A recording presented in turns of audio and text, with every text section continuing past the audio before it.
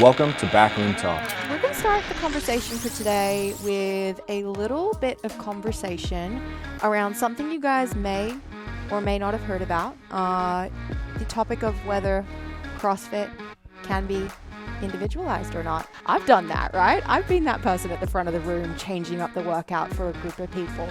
But it isn't individualization. So just be able to move for 60 minutes. That could be hiking, that could be walking, that could be jogging, that could be assault biking, rowing, versa climbing. I don't know, that'd be tough, but versa climbing. To listen to more Backroom Talk, be sure to subscribe. Learn to design personalized programs with the OPEX system of coaching by heading to opexfit.com. All right, guys. Well, welcome to another episode of Backroom Talk. I'm Georgia, here with Carl. And we're going to start the conversation for today with a little bit of conversation around something you guys may or may not have heard about. The topic of whether CrossFit can be individualized or not. And where does this come from, Carl? I think, people that pay attention in that world and in our world, which are two separate worlds. They may have seen James was on the Savant podcast, which very entertaining podcast. I kind of dug into that after James was on there. He was on there, and the question was asked was, I forgot the exact framing, but the idea of individualization came up, and what is individualization? And the question was asked to James, I believe, do you think CrossFit is individualized? And James very quickly said no, which wasn't a bash, right? It wasn't a dig at CrossFit. He just said it wasn't individualized, and there was quite a bit of fallout from that, surprisingly. If you guys are listening to this podcast, you guys know what we do. Our beliefs. That everything that we do is based around the individual. So to us, it's like there's not a lot of other fitness education companies that are saying the things that we're saying and basing an entire methodology around the individual, a single person. In our opinion, CrossFit doesn't do that. I might be, missing something. I haven't been in that world in quite some time, so forgive me if some things have changed there, but based on what I know CrossFit to be, it's definitely not individualized. I own multiple CrossFit facilities. The reason why I went away from that stuff is because I couldn't individualize it no matter how hard I tried. That's kind of where the conversation started. Yeah, I think it's confusing, or where the confusion kind of arises from. And I guess, first of all, the reason this blew up is because Dave Castro took a clip of James answering that question and made a nice long caption about how he does believe that CrossFit is individualized. And that's where this thing really gained momentum, and a lot of people were talking back and forth on it.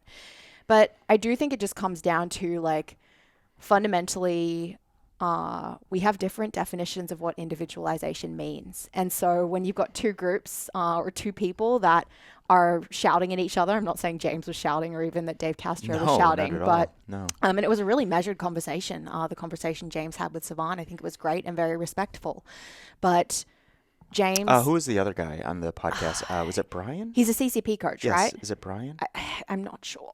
Oh, man. Just keep going. I want to look that up because I do want to get his name right. Yeah, but I think where the conflict is that Dave Castro and James Fitzgerald just have different conceptions of what individualized really means. And for Dave, he was talking about how he has seen CrossFit be individualized in CrossFit gyms. To us, that's scaling. It's not individual design, right? Mm-hmm. Individual design is onboarding a client, putting them through assessment and intake, having a one-to-one conversation with them, and designing a training program that is purely based on their capabilities and where they want to go and what their goals are. That is different to taking a group workout and changing what is inside of it to try and preserve the stimulus but make it more appropriate for that person. There's nothing wrong with doing that, and it's probably it's a smarter way to train than just slapping a program on 30 people and saying go. I've done that, right? I've been that person at the front of the room changing up the workout for a group of people, but it isn't individualization in the way that we as OPEX would define individualization. Yeah, definitely. I think when I think about what individualization is, it's exactly what you just said, but you have to have context of the individual. One thing that we don't have when we have 20 people in front of us is absolute context for every single one of those humans in front of you. So if I'm standing in front of a room and I have 20 people in front of me and I realize person 6 can't do this overhead squat deal that I have programmed, I'm scaling that, or I'm changing that right there on the fly, right? That's scaling or changing. That's not individualizing, right? Individualizing is having context of, that person's training history, their injury history, their capabilities and movement, their goals. I can go on and on and on, right? There might be some CrossFit coaches in front of a group class that do have that context for every single person in their facility. I have yet to see it, but hey, that might be the truth for some gym owners or CrossFit coaches out there. But that's not what the model is, right? So that's where it's like, it was a very simple. It's very simple. If someone came up to me and they said, "Is CrossFit individualized?" I wouldn't bash it and say, "Oh, absolutely not. That shit's stupid." I would never say that. But I would say, no, it's absolutely not individualized. It is group training. You have a group in front of you, and that group is all doing the same thing. Are there gyms that have groups doing different things? Maybe. I have no idea, right? But from what I know to be CrossFit, that's not it, right? Is there personal training happening in CrossFit gyms? Yes, absolutely. Right? That happens. CrossFit was actually built on personal training. I don't know if people remember that, but I remember Glassman putting out, this is how you should onboard. This is how this whole thing works. And this was in 2004, 2003, 2004. That's not what's happening though, right? That's not what's happening. So when I think about a CrossFit methodology, I think about what's happening in CrossFit affiliates around the world. And in CrossFit affiliates around the world, what is happening is group training, right? They might be doing some PT on the side or some individual design actually on the side. And we have a fair amount of coaches that come through our program that are CrossFit coaches. And they're like, hey, no, I'm doing this group thing, but I also want to spin up this individual design thing, right? I want to have 15, 20, 30 individual design clients. And they're doing both, right? But they're not coming to us and saying, the people that we're doing individual design with are doing CrossFit. It's they understand that those are two different things, right? And we saw a bunch of people bashing James for saying those things, and I hope those people would just listen to the rest of the podcast, because I thought it was an awesome conversation, and I thought Savan asked some really good questions, and I still have to find his name. I think it's Brian, but I think, he had some really good context as well, because he fell in that group, right? I'm a CrossFit coach. I got into CCP, and it just kind of changed the way I thought about things. It didn't make me hate CrossFit. I just started doing some things differently. I don't think he totally nixed his, association with CrossFit at that point, but, it just made him open his eyes to different ways of doing things. And that way was individualization. And that was obviously different than what he was taught at CrossFit Level 1. Yeah, I think to have a productive conversation and not just, again, be two groups yelling at one another, we have to agree what individualization does or doesn't mean. And it's okay to have different conceptions of that. We just have to call them two different things, right? And realize that we're talking about slightly different ideas. We also have to define what it means to do CrossFit. Because in Dave Castro's post, he did point out that a lot of CrossFit Games athletes, they are doing individualized training. But I would say those guys are doing individual design. Yeah, definitely. They're not doing the group class WOD. Maybe they jump in on the workout of the day with their gym every so often. But those guys are following very structured, individualized training programs that are designed for them by an ID coach, oftentimes an OPEX educated coach. Yeah. And I think it's worth acknowledging that we don't have a clear definition of what it means to do CrossFit. And we have to decide on what that is too. Yeah, and we have to understand, what is what is doing CrossFit? What is doing OPEX? We very clearly laid out what is doing OPEX means, right? You use the OPEX methodology. You assess, you design, you consult, and you continue to do those things with an individual. One coach coaches another client. It's 1-to-1, right? We don't really know, and hey, I'm open to being wrong. I am. So I may just be wrong on what CrossFit is, but CrossFit to me, it's varied, it's intense, it's gosh, quote unquote random. It's being ready for everything. Even, and it gets murky when we start to say, well, this competitive CrossFitter, right? Competitive CrossFit Games athlete does CrossFit. And it's like, well, do they? Right? Like what you just laid out. It's like, do they do varied fitness? Yeah, actually, right? In a pre-competition phase, right? Are they doing varied fitness, when they're in their structural build? No, they're in a structural build, right? Like there's probably some progression in mind there. So it just gets weird, right? It's like, because the test looks like this, that means that, the outcome, because the outcome is the same for everyone, the path to that outcome has to be the same for everyone. And that's just not the case. It's not the case. We know a lot of CrossFit Games athletes that do not take a varied approach to get to that outcome.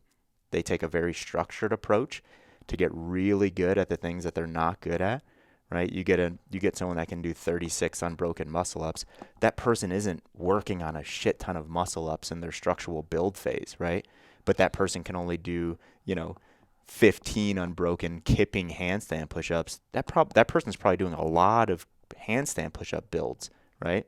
Or like vertical pushing stability builds and stuff like that to be able to shore up those weaknesses. So that's individualized, right? Like what I just walked through. So I just don't know a bunch of gyms that are doing that, and gyms shouldn't do that. CrossFit gyms shouldn't do that. They shouldn't treat all of their members like they're CrossFit Games athletes, because they're not. And I think CrossFit would agree with that, kind of. I believe. I could be wrong on that, but it's just different, right? It's different. Individualization and, constantly varied, high intensities, those things are completely different in our opinion. And we put our, flag in the ground, and we're like, we actually don't want to do intense fitness. So we disagree with CrossFit on that, of course, and that's okay. I mean, that's a good opportunity for a good conversation, right? It'd be awesome to have, James and, someone from CrossFit to have a conversation, right? Kind of like Savan and James had a conversation on why we don't believe in intense fitness, and CrossFit can say, this is why we believe in intense fitness. And, it doesn't have to be like a jab, jab, jab. It could just be a conversation. So I'm going way off the deep end on this, but I think that would be beneficial. I do. So long as we take the time on the front end to establish where we're talking from and what we mean by CrossFit, what we mean by OPEX, and what we mean by individualization or scaling or group. Yep. You lay those definitions, then you have the opportunity to have a productive conversation. Yep. And his name is Brian. Brian Friend. Okay. Yeah. Smart dude. Yeah. Yeah, I enjoy listening to him on that podcast. Well, guys, we're always interested in your thoughts on this stuff too. Maybe you gave the Savan show a listen and you have some thoughts on his conversation with James there. If you're on YouTube, leave us a comment. There's really not a good way to interact with people on podcasts, but you could leave us a review and let us know what you thought. Text me. My phone number is 555-555-5555. Oh, very nice. That's easy to remember. That's like I don't know if you guys did that in Australia. That was like the typical like fake phone number. It was always 555. It started with 555 because I don't think there's any numbers that start with 555 in the U.S. I don't know if you know what I mean there. No, I do. I can't think of what the default would have been, but I like on TV shows and stuff, it was always like 555. Like I'm feeling The Simpsons. Like I feel like that's code. being quoted on The Simpsons, maybe. Has it? Yeah. Okay. Yeah, I'll like home phone numbers have 8 digits. Oh, that's way too confusing. It's different. I can't deal with that. I think it's 8. I've been away a long time. So. Including like the area code or the There's like a state code. Which is 2? It is 2, but you never type that in unless you're out of state. And then an additional 8. An additional 8, okay. So 10. Is that actually, how many digits are in a? 7. Okay. We have 7. So it's area code, which I guess it's the same. Area code would be 3. And then 7. So 10 digits total. It's the same. Yeah. All right. Now that we have that out of the way. Glad we got that sorted. And your toilets go the other way. They do. They actually just kind of go straight down. Oh, that is next level. Yeah, it's less of a spin and it's more of a straight down. That's a common Does that have to do with misconception. the ozone? Yeah. There's a hole in the ozone layer and... yeah, I just blame everything on the ozone. There we go.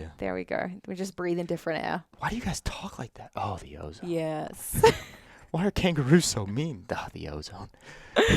So let's move on from the bad Australian stereotypes and get into our conversation for the day. So we're talking aerobic progression for the non-performer, which I think is a really interesting theoretical conversation to have. And obviously not just theoretical, like this is something that's played out in practice with clients that you've coached, that I've coached over the years. But just to talk about what it means to actually push and develop aerobic ability for someone who's not training for a specific aerobic sport, right? They're not training to be a better rower or run a marathon or compete in CrossFit, right? We're not talking about specific goals. We're just talking about fitness for life. Yeah. So aerobic progression for life. What's the point? Yeah. Gosh, yeah. We start with why, right? Why do aerobic training? I think we've had a version of this conversation before, but we are just built to be aerobic beings, right? Like we should be able to move sustainably through space, right? We're not chasing down our food anymore, but, we're still walking upstairs. We're still walking around blocks. We're still walking up mountains. I hope so, but we're still doing all those things. So we're built to be able to do work and recover from that work pretty quickly and do more work. Not really for survival anymore, but when we start looking at physiological benefits or effects on markers when it comes to correlation of moving your body on a consistent basis, let's just call that aerobic training today. There's a lot of those, right? Like decreasing blood pressure, increasing HDL, better regulation of blood sugar, improving lung function, improving or decreasing your resting heart rate. So just having more efficiencies in your normal biological systems. And it's like, why is it important to have efficiencies in your normal biological systems? We could say, have you ever seen a person walk up some stairs and they're just like breathing heavy for 15 minutes? It's like, that's one thing. That's just like what we're saying. But what the hell is happening inside of the body when that person is breathing heavy after just walking up a flight of stairs? Everything just has to work harder, right? When things have to work harder, they're not going to last as long, right? So we want to build a really efficient system underneath the hood. So having lower resting heart rates, being able to recover from walking up the flight of stairs, having normalized blood sugar, all of those things lead to better longevity or better chances of living a longer life. So that's why it's important to consider aerobic work. And, we're so biased in fitness, so we're going to put a fitness spin on this, of course, but we could actually say no one ever needs to go into the gym and do fitness for their aerobic training, right? Quote unquote. And we'll get into it in the progression, but it's like, it's enough for most people to just go on long walks, go on long bike rides. You know what I mean? Like go rock climbing, doing things like that is actually enough for people.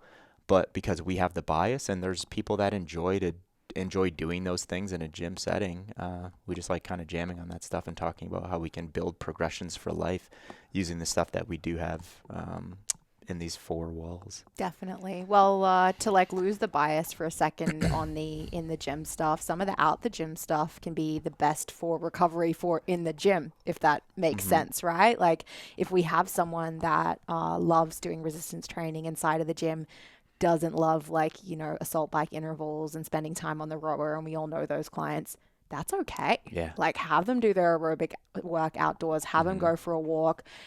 Obviously it's going to support some of the physiological stuff you laid out there, but it's also going to help with recovery from the resistance training that they might do in the gym. And you can kind of link and connect there as to why they want to make time to go out and do their stuff, but let them know it is okay to get outside and move too. Yeah, that's a beautiful thing for a lot of people, especially people that have families and that are busy, right? Like, some of those people feel like all of their, physical progress is going to be measured and improved in a gym setting. And they're like, I have to be in the gym 5 times a week. That's the only answer. Imagine sitting down and having a conversation with that person and laying out what you just said of like, no, we don't have to do any aerobic training in the gym. Come in here 3 times a week. Let's do some really good resistance training. And your aerobic work, spend time with your family. Go on hikes. Go on bike rides, right? Like it doesn't even have to be progressive in nature or anything like that. Just do it consistently. Do it 2, 3, 4 times a week, right? And you're actually going to get better and more aerobic. And that person's like, oh my God. So if I go out and go on a bike ride with my family, not only am I getting healthier and more aerobic, but I also get to spend time with my family, and my family is getting healthier and more aerobic. It's like that could be a light bulb moment for some people where, it takes a bunch of stress off of them where they think they have to be in the gym those days. Oh man, life is so busy, and where you can create a situation for people where they're able to do multiple things that are valuable to them at the same time versus like spreading that out throughout someone's day, especially someone who does have a family and work and all of these things going on. Like that's an awesome thing. Mm-hmm. I know sometimes I'm like, I want to get all my fitness in, but I also want to make sure I like listen to my audiobook and unplug and unwind and like spend time with my husband. Mm-hmm. And it's like, wait, I can do those things at the same time. Like I can just take this hour, go for a walk outdoors, go ride my bike down to Tempe and back, and be enjoying that like more like relaxation, recovery, meditation side of things at the same time. When you said that, I was just picturing you and Jacob in the gym, you with one headphone in, listening to an audiobook, going from the assault bike, doing bench press, coaching Jacob, and you're just like doing all of those things, right? I'm an amazing multitasker. In the gym. No, but that's a good point. Last point on that is, I think, with that person, we have to set them up for long-term success. I wouldn't, I would say like all those other things are a byproduct of the main thing. So it's figuring out what the main thing is for that person. For example, someone says, I want to spend more time with my family. It's like, hey, I think you'll be happier if you spend more time with your family, right? Like maybe go on walks, maybe go on bike rides. A byproduct of that is health, longevity, all of that stuff. But the main goal is to spend time with your family, right? Instead of like connecting this like to do aerobic work, you have to do it with your family, right? Type thing. So I think, and I'm not saying that's the only way to do it, but I think you have to be really measured on what the intention of doing that thing really is. So you're not like, nope, do this and all of these things are a part of it, because I think that starts to build like some weird connections where it's like, for sure, I have to go on walks with my family to do aerobic work. It's like, you can still go into the gym and do aerobic work, but the goal is to spend time with your family, right? So it's just like 2 birds, 1 stone type deal. Absolutely. I guess like one last benefit of aerobic work that comes to mind, and this is more mental, is just like the lessons we learn in pacing and patience and being okay with a little bit of boredom and stillness and quiet. Yeah. Because we don't get that from other kinds of fitness, right? Like there's a lot of effort and concentration that goes into most kinds of resistance training. For sure, there's some people that like hit a flow state with that kind of work, but for the most part, it's in aerobic moments where you're able just to like let go, chill out, and like really feel what you're feeling. Yeah. Teaches patience, teaches you how to get into a flow. The work that you're doing obviously matters to feel those benefits. That's why we're anti-intensity, right? Like you don't feel that shit with intense work. You don't feel the flow. Like you're like, oh my God, when is this going to end? But I think anyone listening to this that has ever done any kind of aerobic work that they were capable of doing and sustaining, there's that like increase in heart rate that comes from excitement, not from being tired, if you know what I mean, right? Like when you're like, 90 seconds in a 3-minute interval on your bike erg. I know you've been doing a lot of bike erg intervals. And you're like, you're just rolling and there's like some good music on, or like there's some good thoughts going on in your head. And there's like excitement that occurs, right? Like that runner's high, the excitement that occurs, the dopamine, it just feels good, right? And it's motivating, right? And you want to feel that more often. So there's some pretty good mental and emotional things that come along with it as well. And aerobic training offers, I would just call it like a net positive physical challenge, if that makes sense. So by net positive, I just mean when you come out of the other side, you're actually better. You're better underneath the hood. You're better mentally. You're better physically. Where if we're talking about intensity, and the goal of this conversation isn't to compare intensity and aerobic work, but intensity, that's a net negative physical challenge. When you come out of it, you're less recovered, right? Hormonal function probably took a little bit of a hit, right? Motivation probably took a little bit of a hit, right? So everything after that, you're going to do less good for an amount of time until you recover from it. So intensity, it's a net negative physical challenge. Aerobic work, you wake up the next day and you're like, I'm glad I did that, right? Let's do it again, or let's do some resistance training, or let's do something else, right? It's like net positive if approached properly. Yeah, I think everyone listening to this conversation who's done some kind of intensity in the past knows that feeling of like hitting something hard in the morning and then the rest of your day just being trash. That is Saturday for me at the moment. Like my Saturday mornings are really hard and my Saturday afternoons are like on the couch, right? That's not aerobic work for life. That is not conducive to that. So I think it's a very important thing to consider. How is your client feeling throughout the day? Are you doing work for life or not? Yeah. Well, I know you have some broad thoughts or principles on what it means to master aerobic work for life. You want to share them? Yeah, so we kind of just broke this down in a few steps. So we did it in 3. So step number 1 is move 60 minutes straight without stopping. That should be the first goal, right? Before any progression, obviously there could be a progression inside of that, but before any like faster aerobic work, shorter time should be thought about, you should actually think about getting people to being able to move their bodies for 60 minutes without stopping. We could do that in various ways. For example, I talked about this on the cohort call yesterday. We were talking about the OPEX work, and we were talking about the 10-minute assault bike.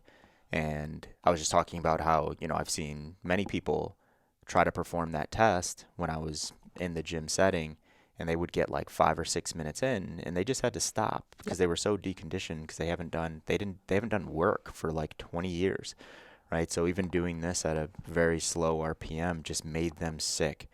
And I'm like, that's actually a great candidate to work up to 60 minutes of just moving sustainably without stopping. I'm not taking that person through that and then thinking, okay, map 9 next week, right? Like, you're not doing that. So map 10, really long, extended, easy work. You got to be able to do it for 60 minutes before you start. Why 60 minutes? I don't know, right? It's long enough, right? It's a lot more than 30 minutes, which map 9 is. So just be able to move for 60 minutes. That could be hiking, that could be walking, that could be jogging, that could be assault biking, rowing, Versa climbing. That'd be tough, but Versa climbing, it could be anything. Just moving your body sustainably for 60 minutes. So that should be step number 1 out of this 3-step process. What does that process look like? Like, how do you take someone from I can't do 4 minutes on the assault bike to I can do 60 minutes? Yeah, so for that person, it's if the assault bike is the modality that you choose to go with to build to that 60 minutes, that person does 4 minutes, and let's say that person did 5 minutes and they threw up, because that happens, right? What are you going to do in week 2? Not give them 5 minutes Give them 5 minutes, right? So maybe that's really easy 3 to 4 minute pieces on the bike with like slow walks between. Maybe that's like 5 sets, whatever their RPM was that made them sick. Maybe take away a few RPM there, 3 to 4 minutes, and then a 2-minute easy walk, and they're doing that 3 to 4 times. And then that's their map 10 session on the assault bike. And then you just build in volume, and that person is going to adapt really, really quickly, right? Like, they're going to get like 2 or 3 weeks in, and the reason why they were feeling sick wasn't because they didn't have the capacity to do it. Their body just didn't know what the hell that person was trying to put them through. So as they start to be exposed to that work, that person isn't going to go like 3 minutes, 4 minutes, 5 minutes, 6 minutes, and it's going to take, 55 weeks to get to 60 minutes. That person might be at 60 minutes in 4 weeks, right? They might be like 3 to 4 minutes, and then 5 to 8 minutes, and then 10 to 15 minutes, and then 30 minutes, and then they're just rolling on that thing for 60 minutes, having a conversation, and that's what they're doing on the Tuesday when they come in. So yeah, of course, it has to be individualized, but you can get someone up to 60 minutes fairly quickly. When it's that measured, and if it's an exposure thing. So just take that idea and do it with everything, right? Like, you do that with walking, you do it with anything. Perfect. Any other questions on that one? I don't Any think thoughts so. thoughts on that? No, not at all. I think the only thing I want to clarify is what we're meaning by map, because there's probably some people listening to this thing that have never heard of the term map before, maybe haven't been through CCP. Not everyone's been through CCP. Come on, guys. What the We have a hell? cohort enrolling right now. What Go the apply. You get this really cool energy system training spreadsheet. What the hell's going on here? Great little worksheet that lays out all of the maps and the pieces and the sets and the blocks and the times and the efforts and things like that. But what's MAP, Carl? Yeah, maximum aerobic power. So that's our progression. Our aerobic progression is all based on maximum aerobic power. So we have map 10 all the way down to map 1, map 10 being the longest and easiest, map 1 being the shortest and most intense. Yeah. And then we'll lay out the time domains as we walk through the cyclical progression. Perfect. All right. So what comes after someone can do 60 minutes of Keep work? doing 60 nonstop? minutes. Yeah, keep doing 60 minutes. So Get good at it, right? Yeah, keep good at it. Master it. So if it's someone that's going through that assault bike progression, maybe they're doing 60 minutes, 3 times a week, 2 times a week for multiple weeks. They're mastering MAP 10. They're mastering easy movement. Maybe someone's going on 60-minute walks 4 times a week, and that's their aerobic training. They're mastering MAP 10. So you have to get to 60 minutes, then you have to master it. What does mastering it mean? That you're just doing it without thinking, right? Like imagine after lunch you walk around the block. Do you think about that as a physical challenge right now? I mean, I am always trying to walk the fastest of the group, so there's a little element of challenge inside of there, but that's mental, it's not physical. Okay. So yeah, once it's not a physical challenge anymore, that means that you mastered it. Yeah. Right? And whatever that modality is. So yeah, step number 2 would just be to do that shit a lot and master it. And to give people numbers, it's like do that stuff 3 to 4 times a week. Do MAP 10 3 to 4 times a week as your aerobic training while trying to master MAP 10. I'm going to put up my hands and ask a question that we get all the time. What if my client is bored? What is my value of as a coach giving him walking? Like how do I contend with that? Yeah, you just got to have conversations with them. It's you're not going to talk someone into enjoying that, but quite frankly, it's not your job to entertain your clients. It's your job to educate your clients. Once we try to, switch this thing up to entertain, it just becomes a huge drag, right? And it becomes very unfulfilling from a coach's standpoint. But don't just throw in the towel when someone says, hey, I'm bored with this. Maybe have a conversation. Maybe on the front end, you're educating that person on, what is this going to lead to? Why are we doing this? Walk through the biomarkers or the physiological markers that we just chatted through. It's like, hey, this aerobic work is awesome for all of these things, right? It's good for you mentally, right? It's time to unplug. It's time to, get rid of all the noise of your busy day, all of that stuff. And then as a coach, just maybe switch up the modality in which they're doing and what they're doing in their MAP 10, because maybe someone doesn't want to sit on an assault bike for 60 minutes because it kills their ass, right? Like I wouldn't do that. I wouldn't go 60 minutes 4 times a week on an assault bike, but I would go and walk for 60 minutes, right? So find the modality that fits your client, their goals, and what gets them going. Absolutely. Important little note there was you probably can't just exchange like types of cyclical work for MAP 10 though. Like let's say someone's gotten really good at walking and they're doing that for 60 minutes and they're a little bored. You probably don't want to just give them a 60-minute row without exposing them. You know what that feels like, right? Definitely, yeah. You want to make sure you do build them back up to that 60 minutes if they haven't been exposed to that modality before, and there's like some technique and discomfort that's going to be associated with it. Yeah, that's a really good point. So before we jump into the rest, realize that every modality is its own progression. There is carryover from one modality to another. If someone can row for 60 minutes, they can walk for 60 minutes, right? But there's carryover, but it doesn't mean that someone's ready for that. So very good point on the 60 minutes. If someone says, hey, I want to get really good at long rowing, don't be like, we mastered MAP 10. We've built to 60 minutes of walking. They can definitely row, right? Maybe just say, I want you to go at a really easy pace until you can't go anymore on the rower, and just give them like a 60-minute clock and see how long they can go. Not everyone's going to get the 60 minutes. Most people actually wouldn't if they've never done that before. So yeah, it's a really good point. Every implement has its own progression. Every implement has its own progression. Yeah, perfect. So someone has built up to 60 minutes. They've mastered 60 minutes or MAP 10. What next? Yeah, What's progress down the MAP continuum in cyclical only modalities. So we're taking them from MAP 9 down to MAP 1. And as we go from MAP 9 down to MAP 1, pace is increasing. Pace is increasing, yep. So intensity is increasing a bit. And of course, time is decreasing throughout that continuum. So yeah, build sustainability in cyclical modalities progressively. So MAP 9 to MAP 1. Bonus, add mixed cyclical after you're done with that. And by mixed cyclical, you mean doing multiple cyclical modalities in a pace. So that might be an assault bike for like MAP 9, 30 minutes of work. That might be alternating for 6 sets. 5 minutes on the assault bike, 5 minutes on the rower, 5 minutes on the assault bikes, and you're like holding that MAP 9 pace. So that would be a bonus, right? But don't do that until you move through the entire MAP 9 to MAP 1 continuum.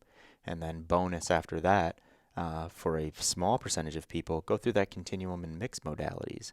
And we won't get into that in detail today because we have, I think, so many other times. But your resistance training, right? Like all that stuff has to be up to par, right? And that's when we start talking about, push, pull, squat, lunge, bend, core, all of those things.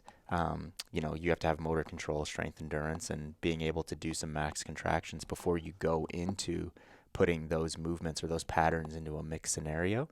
And we'll talk a little bit more about what that progression could look like. But those last two are bonus. Not everyone has to do those things. Yeah. Okay. So let's talk about cyclical first, right? Okay. And what it could look like to take someone from MAP 9 down to MAP 1. MAP 9, we're talking about around 30 minutes of work. Yep. It's going to be faster than the 60 minutes of work, though. It will be faster than the 60 minutes. So I kind of wrote a sample design here. It might be boring for me to walk through it, but I'm going to do it anyway. Do it. Make him listen to it. But we're only going to do this for cyclical. Perfect. So this is an example build for someone that has number 1 and number 2 knocked out. Yep. They can assault bike for 60 minutes. So I'm choosing the assault bike as the modality here, and they've mastered MAP 10. Okay. So all right, let's say we're in the process of mastering MAP 10. So MAP 10 will be in this quote unquote progression. So MAP 10. Okay, so we're doing this for, let's just call everything 8 weeks. So each progression is going to be 8 weeks. So MAP 10, they're assault biking 60 minutes at an easy pace 2 times per week. That's it. 2 times per week, 60 minutes at an easy pace. Don't give a shit what the RPM is. They should be able to have a conversation during that. 1 week they may be at 44. The next week they may be at 47. The next week they may be at 45. We don't care. They're just moving and they're able to have a conversation. Heart rate is steady throughout. Okay, so we're not like, you need to be at this RPM, because that's going to cause some stress and some anxiety, and that's going to make that work, not MAP 10, if that makes sense. There's just really no way to know what someone's true MAP 10 pace is, though. It changes every day. Exactly. Right? Yeah. Our true MAP 10 pace, especially on an assault bike, changes every day. And because it's not progressive, we're just doing it. We don't really have to measure that stuff. It's just like be able to have a conversation. What do we call that? Audiobook pace. So we're doing that for 8 weeks. Next 8 weeks, we're doing MAP 9, 30 minutes. And now we're starting to talk about progressive. So we have to measure some things, right? So MAP 9, 30-minute assault bike at 55 RPM. Okay. You're doing that. You're resting 10 minutes and you're doing it for 2 sets. Still doing this only 2 times a week. Okay. So that's MAP 9. We're doing that for 8 weeks. MAP 8, we're doing 15 minutes. We're going from 55 RPM to 58 RPM. So 15 minutes of work. We're resting 7 minutes now. So time is decreasing. Intensity is increasing with RPM. Rest is decreasing. Volume is increasing. We have to do more sets. So we're doing 3 sets here. MAP 7, 10 minutes at 61 RPM. So 58 to 61 RPM. Resting 5 minutes. We're doing that for 4 sets. MAP 6, 5 minutes. We're jumping it up, right? 65 RPM. So we're going from 61 to 65. We're resting 3 minutes. And we're doing that for 4 sets. So that's MAP 6. MAP 5, we're going 3 minutes at 68 RPM, resting 2 minutes, times 5 sets. Then we're resting 6 minutes, and we're doing that for 2 blocks, okay? So just for you guys that are listening, a block is we have a series of sets. We rest a longer period of time, and we do that series of sets again. So I'll repeat that. 3 minutes at 68 RPM, resting 2 minutes between, doing that for 5 sets. Once we're done with 5 sets, we're going to rest for an extended period of time, 6 minutes, and we're going to do that again. So 2 blocks. MAP 4, 2 minutes at 71 RPM, resting 90 seconds, times 5 sets, resting 5 minutes, and we're doing that for 3 blocks. MAP 3, 90 seconds at 73 RPM, resting 75 seconds, times 6 sets, resting 4 minutes, 3 blocks. MAP 2, 60 seconds at 76 RPM, resting 60 seconds, times 7 sets, resting 3 minutes, times 3 blocks. Map 1, 30 seconds at 80 RPM, resting 30 seconds times 8 sets, rest 2 minutes times 3 blocks. Whew. That's map 9, map 10 all the way to map 1. So we started at an easy conversational pace. When we started actual RPM progression, we started at 55. By the time we ended this progression, we increased all the way up to 80 RPM. So 50 to 80 RPM, 30 minutes all the way down to 30 seconds. And that is happening over 80 weeks. Yes. Yep. 80 weeks. Yep. So talk to me about what's happening inside of the 8 weeks. Are you, with this client that you're training for life, just like, you know, map 1 rolls around, we're at week 72, and the first session of that, you're going the 8 sets for 3 blocks? Or is there some volume progression, volume build that's happening inside of there? Yeah. Pick your poison. There's a lot of ways to progress.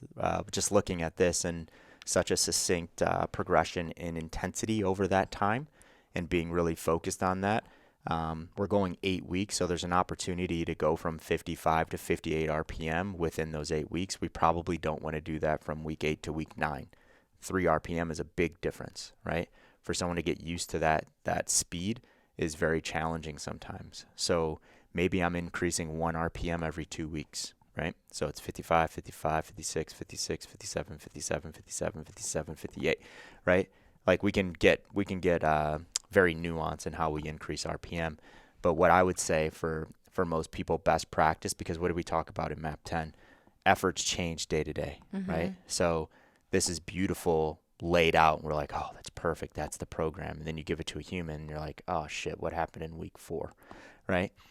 I would start to give people ranges of RPM. So I wouldn't go 55, 55, 56, 56. I go 55, 55, 55 to 56, 55 to 56, 56 to 57. So giving them a little bit of a range where it's like, hey, if you're off by 1 RPM, not a huge deal, right? You just weren't feeling it today.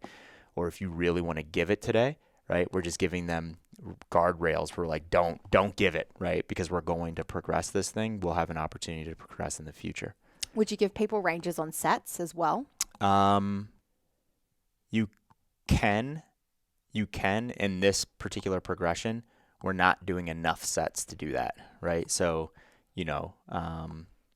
just going down, let's go map 5, right? We're doing 3 minutes, resting 2 times 5 sets, rest 6 minutes times 2 blocks. Because of the work that we did in 9 all the way to 6, I know that they're able to do 5 sets. Yeah. If I'm getting to map 1 and I'm not just doing 8 sets times 3 blocks, but I'm doing 20 sets times 2 blocks, I might start to give ranges in sets because that's such an extended period of time. But in this progression, we're being pretty minimal in the amount of sets that we're doing and the blocks that are going inside of it. We're playing it by the book. So here, because we're not really pushing physical performance, right? Because remember, this is like for life. So when I give 80 RPM in my head, I'm like, they could probably do that for 86 RPM and be okay, right? Because we're not like pushing physical performance, Sure. We're not pushing the highest levels of aerobic progression. So yeah, people have to keep that in mind as well. Yeah, gosh, I think that it's a really important thing to remember as the coach that is writing that map progression over the 8 weeks. It's going to be tempting to get into week 6 and be like, oh, I want to challenge this person. I want to give them something that's like new, that they like are going to be like confronted with, that they're going to have to adapt to. But it's like, what are we trying to do? We're just trying to get them efficient at doing work. And there doesn't have to be this like end goal of like true potential and progression in place. Like there might be if you've got someone that is, again, like training to improve a 5K row, for example. Yeah, for sure. Yeah. Last question. Rest. Do you play with rest for this person in this 80-week progression? Not for this person. Because remember I said the progression that I would think about looking at this is RPM specific. Yep. So I would adjust RPM as we progress instead of rest if they're unable to recover, right? If the rest is too high. For this person, because again, we're not trying to push like the highest levels of aerobic performance, I don't really give a shit if they're doing map 1 and, instead of resting 30 seconds, I'm going to rest 15 to challenge them. It's like we're just going through the progression and doing the work. So for this person specifically, I don't think I would adjust rest and mess around with that. Maybe the second time I go through this progression with them, maybe we pick something else, right? Like maybe I'm not giving them, 10 minutes at 61 RPM anymore. Maybe I'm giving them 115 calories, right? Like maybe I'm giving them a task to complete instead of a time domain to complete that task in.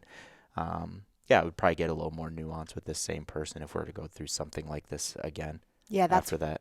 That's where it gets really fun, right? And where you do actually get to be like a little bit creative as a coach, but sticking within principles where, and this applies more to mixed modal work that we'll talk about, but you can do something like this where it's like, you know, in a like circuit style / like you've got a time domain that you're working inside of, doing work inside of.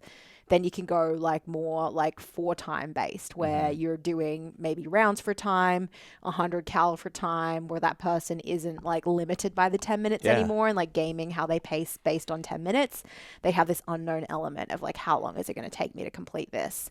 Then you get into like more, you know, fancy progression, chippers, so on, so forth with mixed modal work. But yeah, as a coach, I would be really good at prescribing something like this that we laid out, because I think this is probably the simplest way to do it. I would get really good at this before digging into other ways of prescribing aerobic progressions. But I do love messing around with, like, you know, it's that game of like, you know, sitting in Coach RX and be like, okay, I know that their 5K pace is 155. I'm giving these intervals. I want them to row a 1K. How long is that going to take? You know, and where does that sit in the map continuum? That's fun. But you got to know that person to be able to prescribe that kind of work and still stay within those principles. And I think, in my opinion, you have to be really good at prescribing it in its simplest form, which is just like move for this amount of time at this pace, progress through that. Absolutely. Well, that was cyclical that we just laid out, but we got 2 more steps in this like 9-to-1 progression that someone could potentially go through. Mixed cyclical, and then mixed modal. So let's go mixed cyclical. What is mixed cyclical? All right. So mixed cyclical is we're using more than one cyclical implement in this progression. So instead of just assault biking, we might be assault biking and assault running.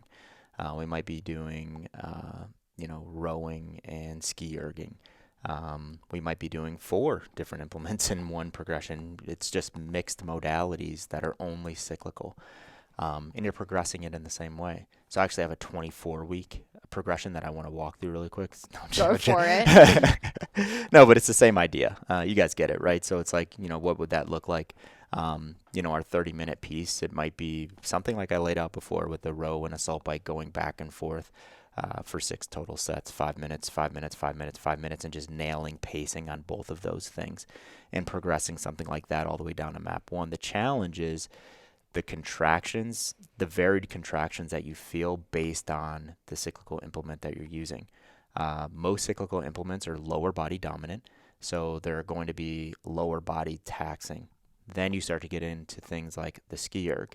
And you're like, oh, that's weird, right? Like I've never felt my lats like this while trying to breathe. And you can get that stuff is fun, right? But imagine what it looks like to progress someone long term on the ski erg. That's challenging for most general population people. So just as an example, we went back and we said, like, you have to progress each one of these things individually. We're not saying you have to start at ground zero with the ski erg, but you have to understand how long someone can work on that ski erg. If you're truly going to go map 9 to map 1, they have to go to ski erg for 60 minutes. I don't care what the pace is. It might be 3 minutes and 30 seconds per 500 meters. They have to be able to do that sustainably and finish it and walk away, right? Not like fall to the ground. That's challenging for a lot of people because of the upper body limitations. I was doing something with the ski erg yesterday. Do you remember what I did yesterday? No, I just remember the bike power snatch dip piece because that looked really fun. Oh yeah, I don't remember the ski erg though. I did ski and double under. Got it. Yeah, ski and double under. And so that was ski and double under, and I did on Monday. I did like squat trisets, pull trisets. So the pull, I felt it, and then I did trisets, and I was like, oh my god! Like I was on the ski erg and I was feeling the pull trisets from yesterday, and I was like thinking about that. I was like, was this the best choice in exercise selection? I was like a minute in, and I'm like, fuck it, let's challenge it, because I knew I had to go to the I had to go to the double unders. Yes. And what's happening in double unders, right? It's like scaps Whole have lot to of be nice. tension. Yeah. So that was a challenge for me. I did that for 12 minutes. I did 12 minutes yesterday. And after I sat down, I thought about it. I was like, would I be able to do that for 48 minutes? I was like, no, couldn't do that for 48 minutes because of muscle endurance limitations. So it was like a good learning, like, all right, let's tuck that away, not doing that in that scenario for a little bit until I get a little bit further down in the map continuum. But that's life. That happens. And sometimes we prescribe the wrong things to clients, and that will happen in the cyclical progression. That'll happen in the mixed cyclical progression. We just have to understand the questions to ask and the things to look for and results, or the things to look for physically when you see your clients doing that if you're in person. But it's fun. It's a fun little game. For sure. I distinctly remember giving Jacob 10 minutes map 7 on the ski erg as his like first exposure to the ski erg. And he was like, I just can't. Like, I can't do this for 10 minutes straight. It was terrible. That was a coaching mistake. Yeah. Oh, yeah. Just to clarify there as well. So with the ski erg, build 60 minutes before you can go 9 to 1. You're talking about if someone is progressing just the ski erg. Just the ski erg, yeah. But if you're throwing it in like 10 cals here, 10 cals there, you don't have to have someone. No. Cool. Yeah, that's mixed cyclical. I don't know if there's anything else we need to put there. I don't think so. It just gets challenging when you get down to like short mixed cyclical intervals, right? Like 30 seconds, 60 seconds even. Like transition time there can be tricky. I would actually, once we start getting lower in the map continuum, I would go like alternating. Yeah. Yeah, I would go like row 30, rest 30, bike 30, rest 30, back Don't and try forth, and back go forth. 15 seconds. No, I don't. Yeah, the transition time just wouldn't work. For sure. Yeah. Mixed modal. Mixed. Yeah, mixed. This one's quite different, actually. Principles are the same, but it's quite different. It's quite different in that, again, broken record, we're doing this type of work for a metabolic effect, not a particular progression, right? We're not doing week 1, 15 wall balls. Week 2, we're doing 18 wall balls, like inside of a mixed piece. So if we're doing like assault bike, 10 calories, wall ball, 15 calories, 30 double unders, something like that. So 10, 20, or 10, 15, 30. We're not like adding volume to that 8 weeks, right? Like that doesn't make sense, right? It's the dose. That can be completely different than next week. You can get cute and like, look at what patterns you're doing inside of that. We're not going to get there today. But what is the dose? So how I just talked about the ski erg double under piece, right? That was an inappropriate dose for what I needed, right? So what am I going to do next week? I'm going to change that up a little bit, and I'm going to try something else. I'm still going to stick with skiing, right? Because I've been messing around with like assault biking, bike erg, alternating weeks, ski erg, and rowing every week. So I'm doing 3 of those pieces. And I'm still going to stick with skiing, but I'm not going to go ski and double under right now, right? I might put double unders somewhere else, sprinkle them in somewhere else. But it's like the dose was not right for that time domain. So if the dose isn't right, you just completely change it up, right? So we don't have to think about progression week to week to week to week in the work that's happening. We're just thinking about progression week to week to week by you're doing the freaking thing. That's it. You're doing 10 minutes of work in a mixed scenario. You were able to recover from it. It was challenging physically, and you could do it for 40 minutes if you had to. And then next week you're doing the same thing, but the exercises inside of it can be completely different. So let's say I am the CrossFit coach that's preparing my clients for the Open. That's just right around the corner. Not relevant for this conversation. It's not. This is true. You're like, okay, I think that they need to be able to do 20 wall balls. So I'm going to do this 15-minute AMRAP, and I'm going to do 10, then 12, then 14, then 16. That isn't happening in map work. They could be doing that kind of work in like muscle endurance sets or like in isolation and skill development, but map work is purely focused on that metabolic response. Metabolic response, that's it. And that's why it gets weird, right? Like that question comes up, and that's why it's like bonus. You can do mixed stuff with people, but it's just so hard to wrap our brains around. We're just doing it to do it for the dose. The dose is the time domain and the effort. Who gives a shit what's inside of it? The only reason, like I do mixed work because I enjoy it. That's it, right? I'm not doing it to do the CrossFit Open. I'm not doing it to get, better at a test. I'm not doing it for anything like that. I'm just doing it because I enjoy it. And quite frankly, how I come up with my mixed work is I base it on how I feel that day in that moment as I walk into the gym, right? I know the framework, and I just plug those things in as I kind of get rolling and get loose. So yeah, I think it does get weird in those situations. But if that person it's not part of this conversation, but if that person was progressing that client for the Open, and they're like, I need to get better at wall balls in a mixed scenario, it's fucking too late. Should have done that, months and months ago. And what you're talking about in muscle endurance. And if the idea is like, we need to coordinate, changes in blood pressure and all of that, it's like, that should have also been done months and months ago. Right now, prepping someone for the CrossFit Open, and what is that, 2 months away? End of Feb, yeah. Yeah, 2 months away. Prepping someone for that, like you're in just like a readiness build, right? Like we would just call that like pre-competition. We're starting to get into that season. So yeah, you can't learn new things in pre-competition. You just expose things in pre-competition. Wise words. But the CrossFit Open is not training for life either. It's not, no. We got to remember that too, right? That's why we don't do that shit. This is true. This is true. George is like, actually. Yeah, I'm registered. Are you? Nope. Is this still $20? I don't know. Or did they increase or decrease the price? I have no idea. I'm guessing registration isn't open yet, but maybe it is. Who knows? I think Carl's looking this up right now as we speak. Yeah, I'm curious because I always think it's so strange that people spend money to do a workout. I get it. If you want to do the workout, just do the workout. But if like you're not like trying to make it for sure to the next level, why would you? Sorry, but to kill anyone's dreams here. It's pressure from the gyms, right? It looks good for the gyms to have a big community signed up. I think I don't really know. Have you found it? Nope. I have no idea. I What don't about, know how to sign up, damn it. Can we talk just very briefly about exercise selection in mixed modal work for someone who's training for life? Guiding principles for deciding what should go inside of their mixed modal work from 9 to 1. Oh, man. Whatever that person is capable of making sustainable. I know that's like I knew you were going to say that. Hedge away answer, but yeah, I mean, it's a long conversation. We've had this before, but we have to look at where we're at in our pattern progression first, right?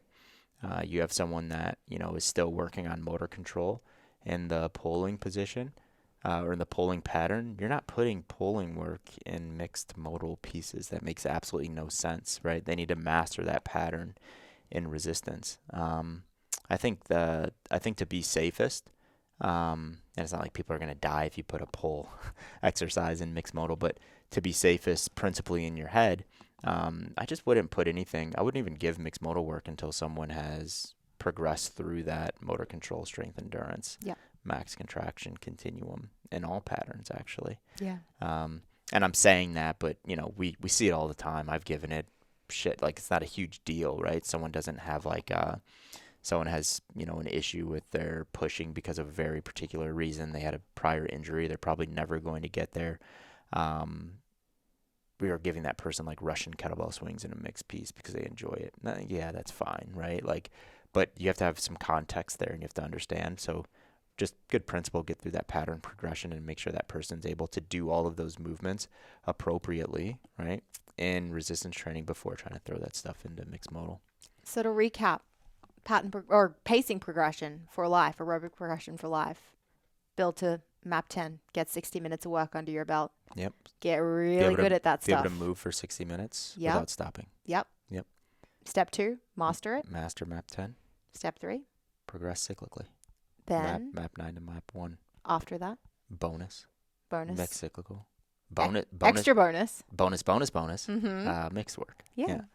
So the bonuses aren't a part of the 3-step plan, but you could do that after you get through this 3-step plan. And with that cyclical piece, you laid out 80 weeks of work. We could go 160, 240. That's a whole lot of weeks of work. It's a lot of weeks. Someone has to work through that full progression. It's a lot of weeks. It is, yeah. Patience. Patience is Patience, key. my friends. Yep. Well, guys, thank you for listening to another episode of Backroom Talk. As always, please make sure you like, subscribe, and leave us a review. And remember, we're currently enrolling for our first cohort of CCP for 2022. Yes. January enrollment is open. So if you want to be a CCP coach and really dig into this aerobic development stuff with the full mat progression, then CCP is for you. Is our webinar, is it after this comes out? It won't be. Oh, it's the day after. It is the Thursday? day after. Oh, no, it's Wednesday. Sorry, guys, it's too late. Oh, it already happened. Hopefully you guys joined us today on that webinar that we just had. If not, it'll be on YouTube. You can Boom. watch the recording. There we go. Thanks, guys. guys. Appreciate it.